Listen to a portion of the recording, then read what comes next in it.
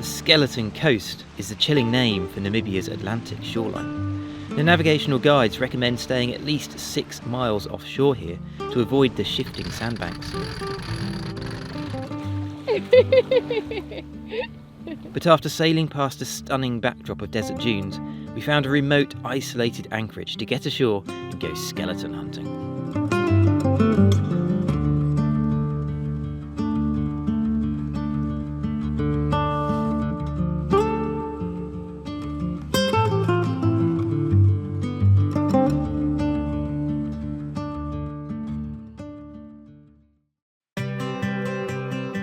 We are Matt and Amy.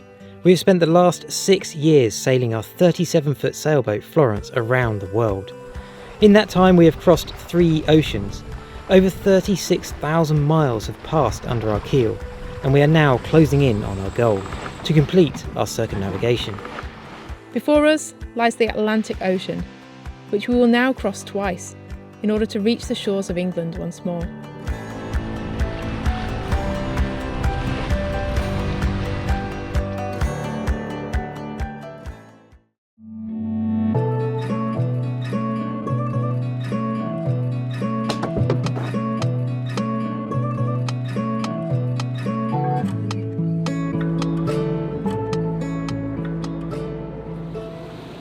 Not much wind this morning. We're just leaving Luderitz in Namibia and we're headed 40 miles up the coast to a little place called Hottentot Bay where hopefully we can anchor for the night right in the desert amid the sand dunes.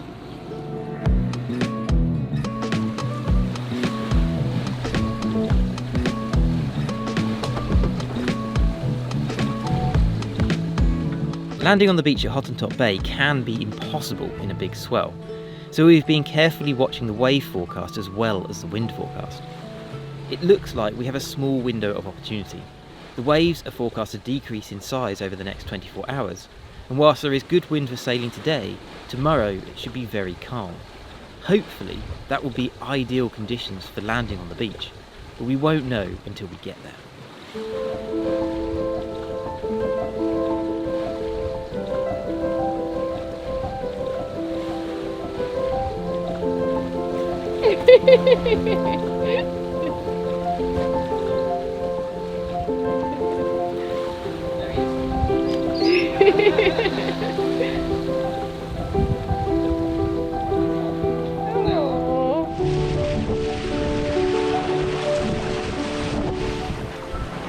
Breeze has picked up. Nice sailing, but it's pretty chilly. Just put an extra jacket on. We definitely need to get nearer the equator. Can't complain about the wind though. This is gorgeous sailing.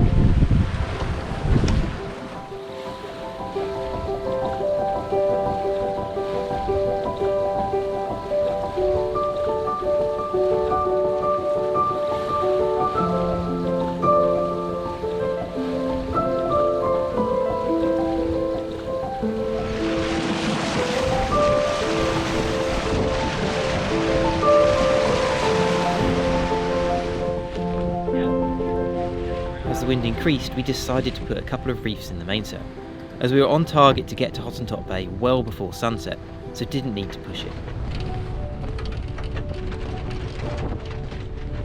Normally, if we're both on deck, you'll see me putting the reefs in whilst Amy helms, but at the moment I'm suffering from shingles, so I don't have much energy, and Amy is looking after me by doing all of the hard work.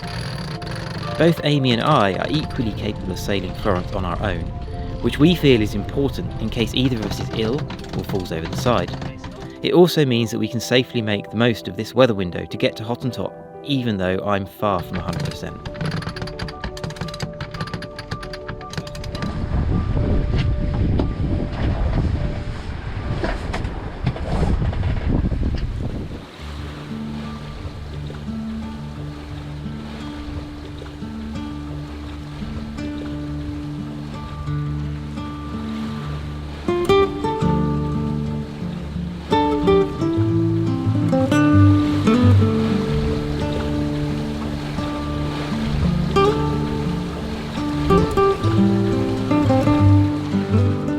Calm sea state made for very enjoyable sailing.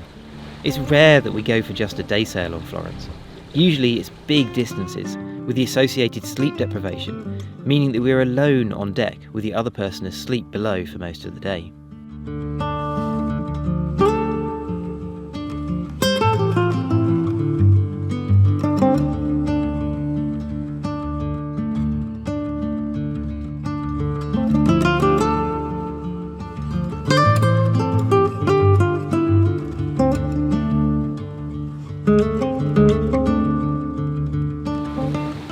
I'll be interested to see how sheltered it is when we get in there.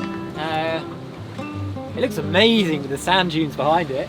I just hope that it's calm enough when we get in there that we can get a good night's sleep.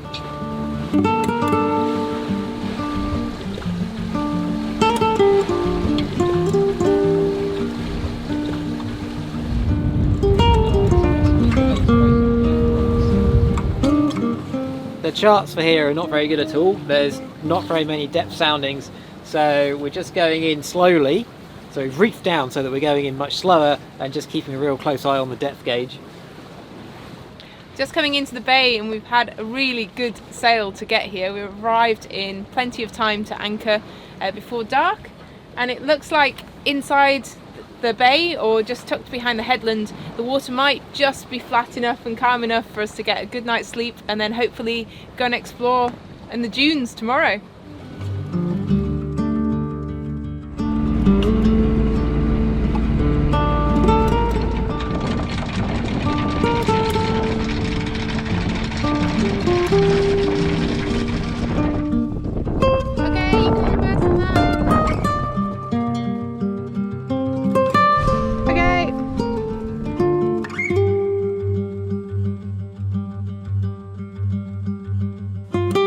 The bay is very shallow, and there's a northeasterly wind forecast to blow for a few hours during the night, which would push us towards the shoreline. So we anchored well offshore in 5 metres of water to make sure we had plenty of space and depth around us, just in case. As you can see, the water in the bay was beautifully calm, a perfect evening to be anchored here.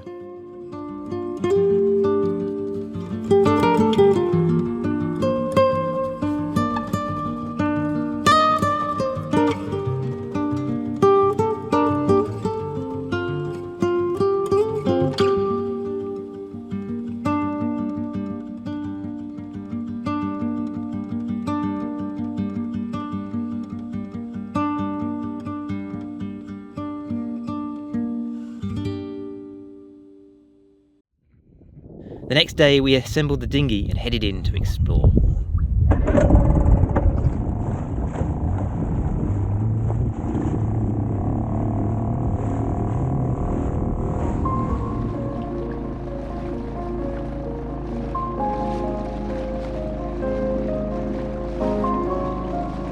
On the way in we passed this rock which was covered in cormorants and seals.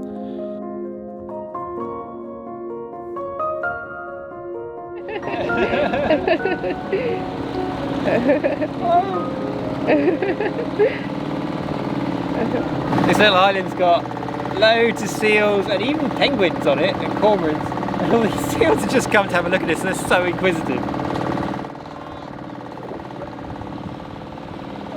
There's just one penguin in the middle, look. They're chasing There's just us. one penguin. Yeah, I know. Okay, kill the engine now.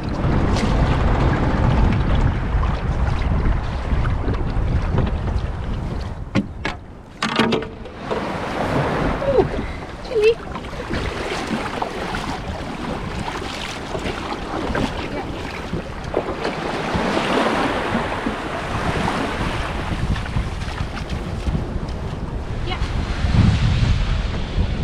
Cool. I think it's fun. I just land on a beach with flamingos on.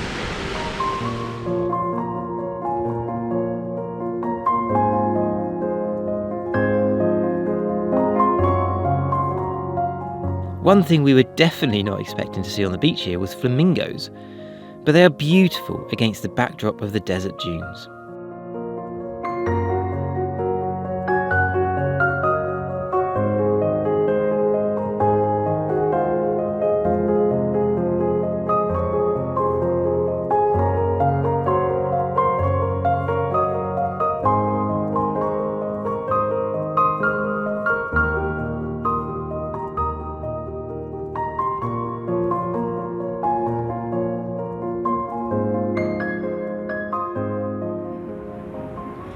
this place is known as the Skeleton Coast, and we've just found our first skeleton, a whale head and a vertebrae. I imagine there's loads of other bits of it lying around the beach here. Amazing. I think this was a fairly small whale, but check out the size of its vertebrae. Isn't that amazing? Guess the skeleton. We reckon this one might be a dolphin. Still got its teeth. Can't think of anything else that has a mouth that shape that would be on a beach.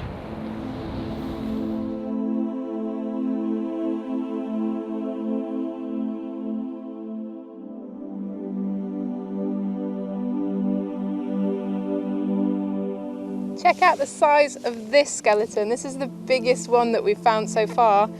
I think that this is another whale head. I think this is its blowhole, and then this is part of its eye socket. But how big is this? It's been here for a long time, I think. It's really weathered.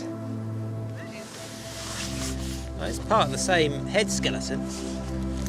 Interesting how the bone's just gone completely brittle, friable, breaking up. Another one. Bigger one, I reckon.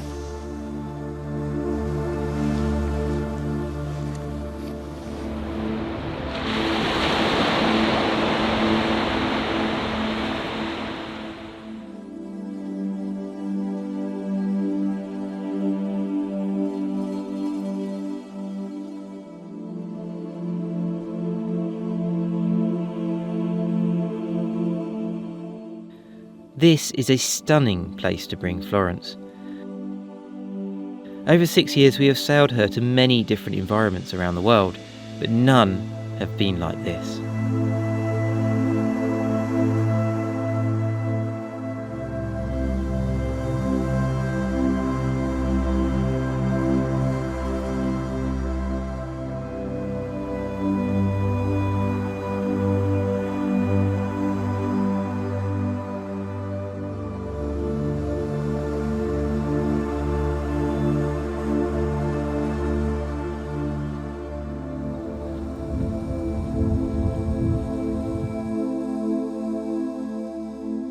How crumbly is this ruin? It looks like if I just touched it, it would just crumble away. There's quite a few ruins here, and we're just speculating as to what the buildings could have been here for. I wonder, maybe a whaling station in the past? Maybe something to do with the mining? We were just wondering what this place was and what the houses were for here. And then the people that are staying in the house at the end came along in their 4x4 for a chat. They follow the YouTube channel, and it's their holiday home. They've had it here for 20 years, and they told us this place used to be a crayfish factory. And there used to be diamond works at the back here, and there's still an airstrip, I think, which is kind of crazy, in the middle of nowhere. For them to get to this bay by car requires some serious 4x4 off-road driving through the dunes. Coming somewhere here just reinforces what makes us happy with Florence. Being somewhere that's calm, protected, nature around us, and just kind of a bit remote as well, is somewhere that just makes us feel happy, relaxed and content. It's quite tempting to actually stay here for another few days, but then we'd never make any progress and we'd never get across the Atlantic.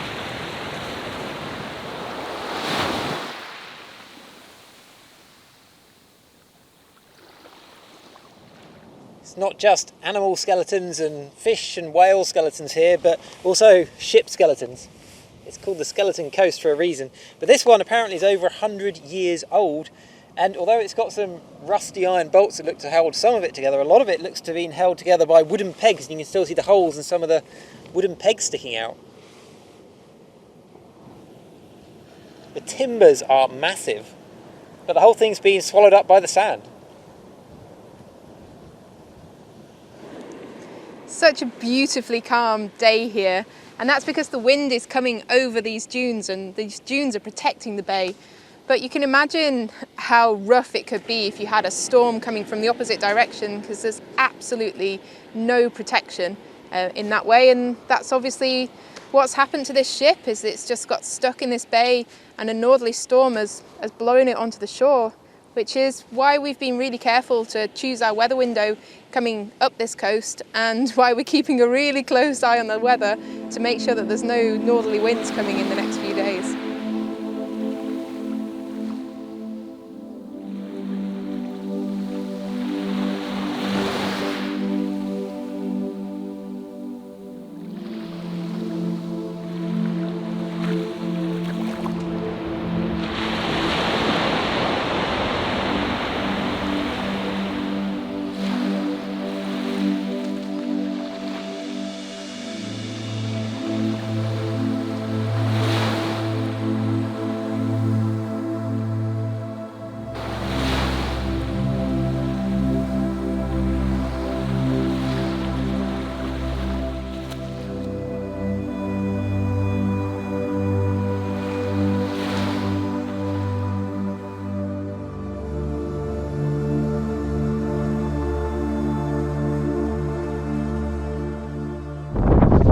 With all of these dunes in the anchorage and not try and climb one. Unfortunately, Matt's not feeling up to it today. He's not been feeling well for the last few days. Otherwise he would be right up here with me, and I imagine we'd have climbed for a few hours to see how far we could get into them. It's incredible how far they go.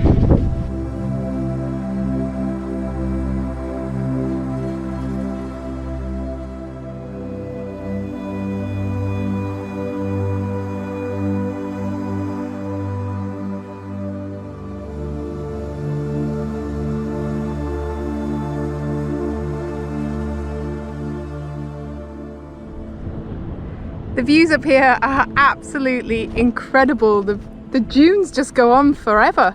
I can't actually see the end of them. And the incredible thing is that they're like this all the way up the coast that we've sailed, and for hundreds of miles further north as well. The sand dunes along this coast are constantly shifting, and not just along the land. They extend into the sea, and the advice for sailing along this coast is to stay at least 6 miles offshore to ensure that you don't run aground on a new or uncharted sandbank.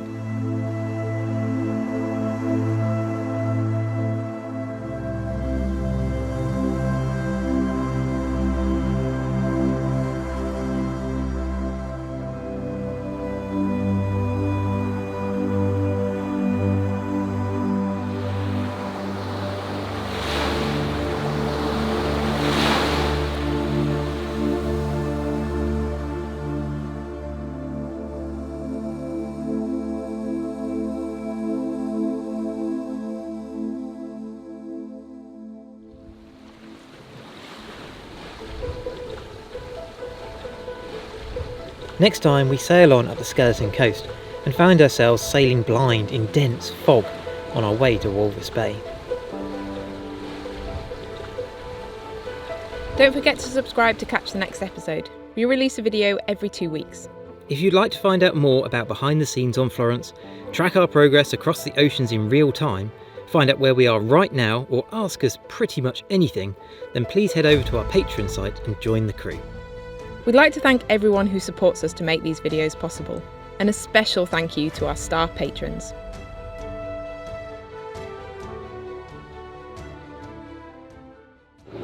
If you could guess where we are in the world right now, I'm pretty sure you would not say Africa.